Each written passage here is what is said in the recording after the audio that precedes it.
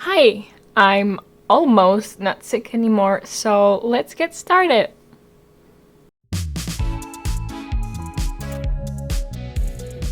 Today, I will be testing these Daniel Smith watercolors. I'm really excited because I know a lot of people use them and they love them. So, this set is called Essentials, and in theory, I should be able to make any color I want out of these 6. I will be, of course, testing that. This second set is a set by Prafull Sawant, and I'm sorry because I probably said it wrong. And these are neutral colors, really pretty, and they're probably great if you paint landscapes and such. But let's not drag this out anymore and just get to swatching. I started with the Essentials set, and of course I wouldn't be myself if I didn't make some mistakes. First one being simply forgetting to turn my camera on, but you can believe me when I say that these 2 yellows laid down as smoothly as the other colors, and seriously, these paints feel like butter. Another mistake was that I skipped the Pearl Scarlet. Thankfully, the blue picked up quite well from the paper and you almost can't see it. I like when watercolors do it. It's easier to mix them when they already start drying on the paper.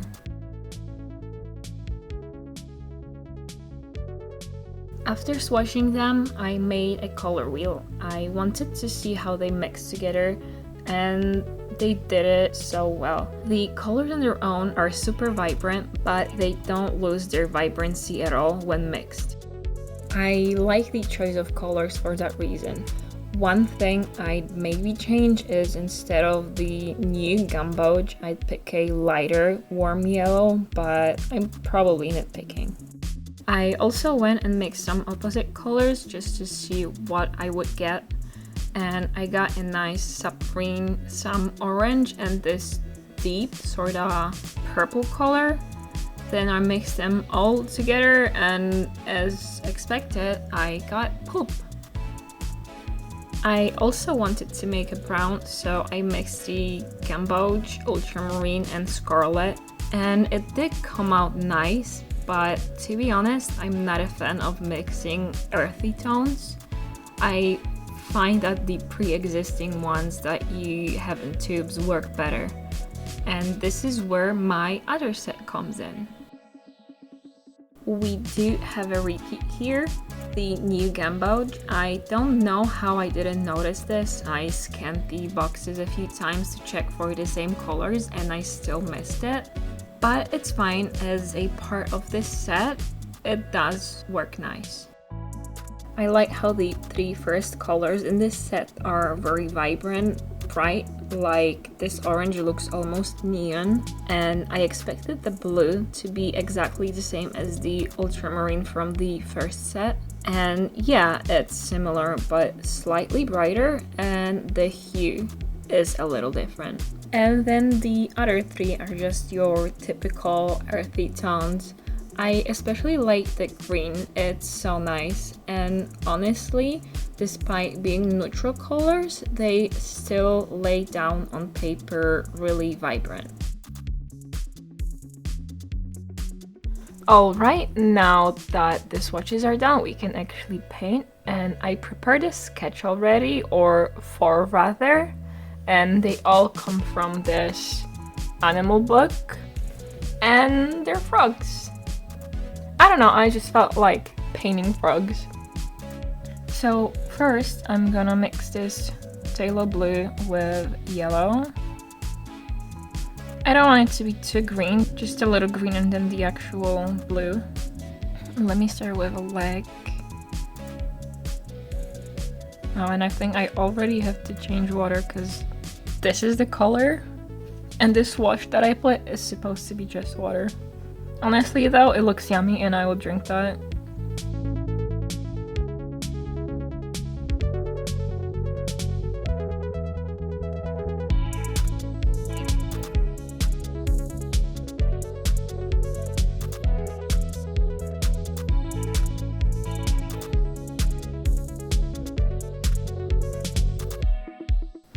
Then for some darker places, I think I will use the ultramarine blue.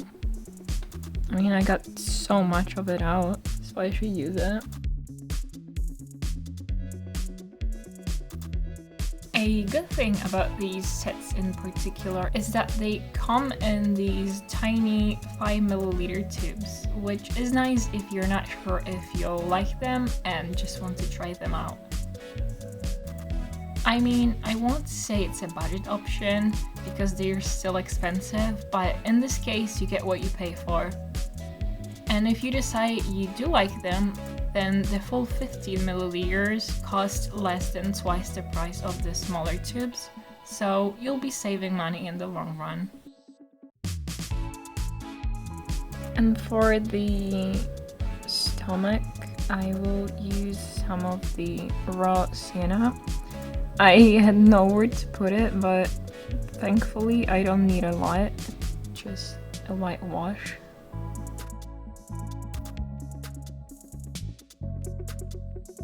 I'm also mixing a little bit of the scarlet with phthalo blue to maybe get a different dark, like more gray. Okay, that's as good as it will get. So I just wanna do some shadows in here.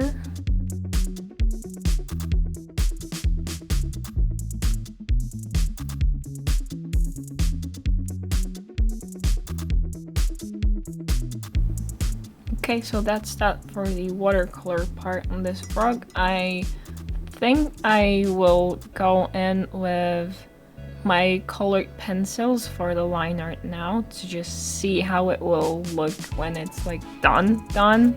Okay, so I picked this Mediterranean blue and indigo blue, and then, well, for the eyes, black.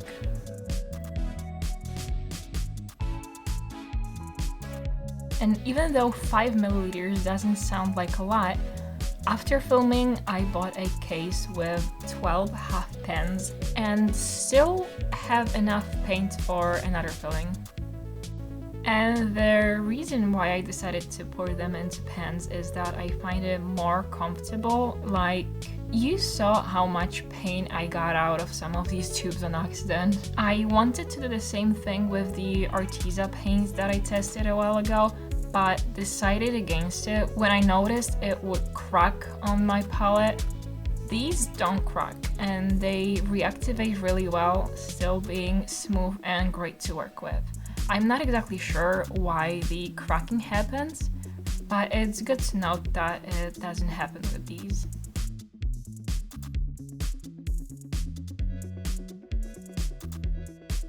Okay, I really like how it turned out. Beautiful, vibrant colors. I expected them to be good, but this is just, well, great. But let's move on to the next one, and this one will be orange. There's been an accident and I got way too much orange. For some reason, some of my paints are just dried up. And I tried to squeeze it first and it didn't work, so I stuck my paintbrush in there and then it just all got out.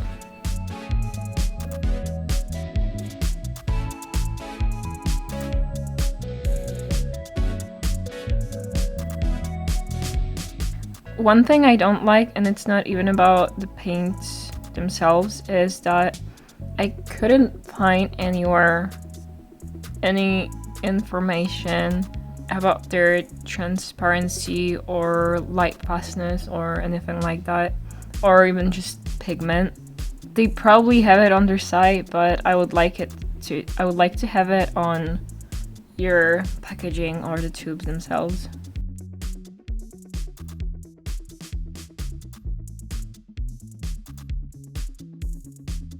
These watercolors have so much variety and so many different colors with different properties, like their Primatech line where all the pigments are from minerals.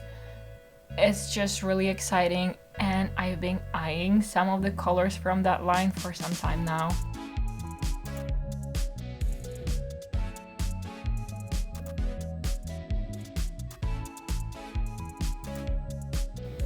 I couldn't get a more black color, but I actually like this one.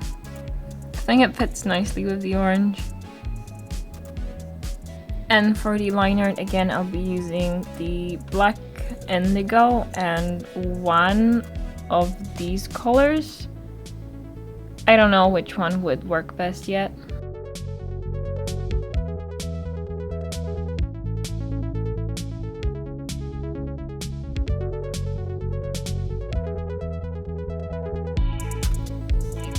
Okay, so I picked Puppy Red, and I think it looks pretty with this orange.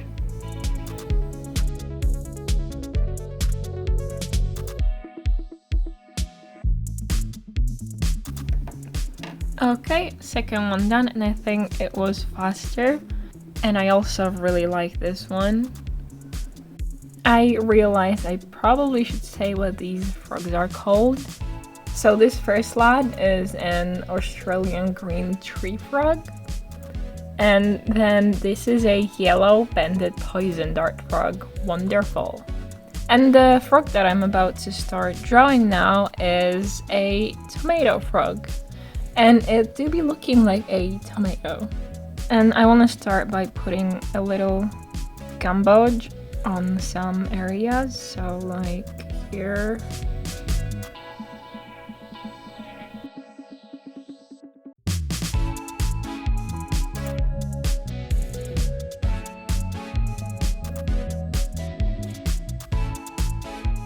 And now I just want to go in with a light wash of the Pearl Scarlet and go from there.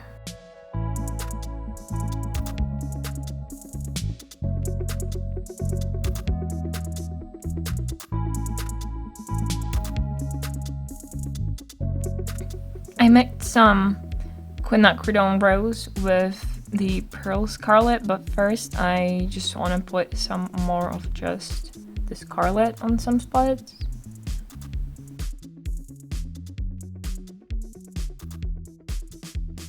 Like I said, when making the color wheel, the colors blend together really well, but seeing that on an actual painting always amazes me more than during tests and is more reliable.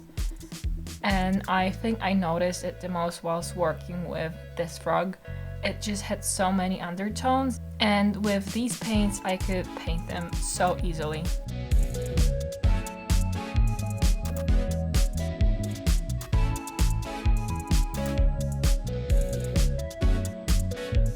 Okay, and for liner I'm gonna use Crimson Lake and Puppy Red for some lighter areas.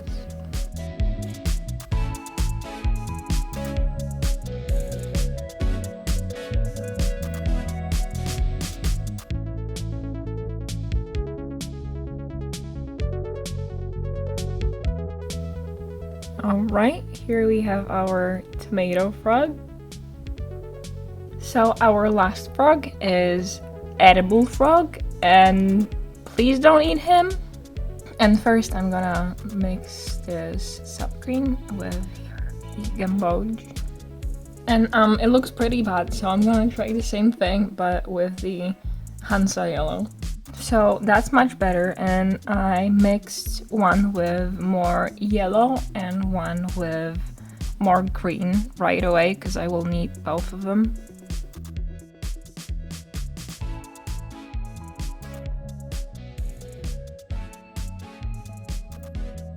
Okay, I still think I will use this poopy color in some places. Yeah, like here it looks fine. But on its own it will look not great.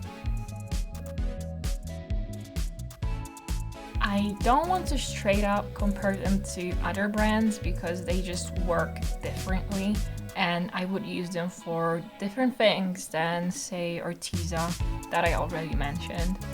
So Daniel Smith I would most likely use when working on more realistic paintings like this one, whereas Arteza I would use for more stylized pieces where I want to achieve more flat colors, for example.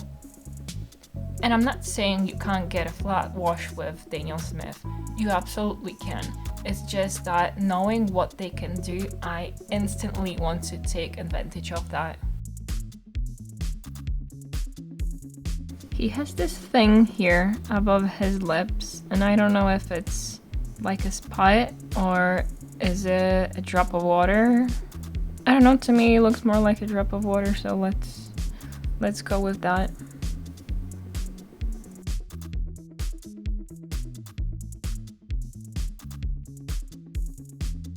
And here I'll be using dark umber and olive green.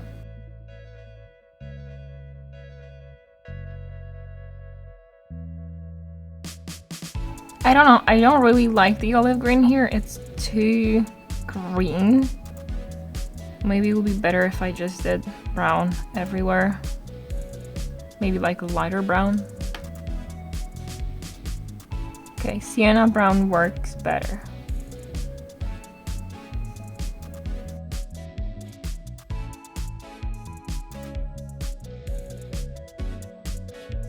And here we have our last frog. Alright, so here are all of the frogs, and I really like how they turned out, and I really loved working with these watercolors. Honestly, I think they might be my favorite watercolor paints now. And you? Have you tried them yourself? Let me know in the comments, and thank you so much for watching. I'll see you in the next one. Bye!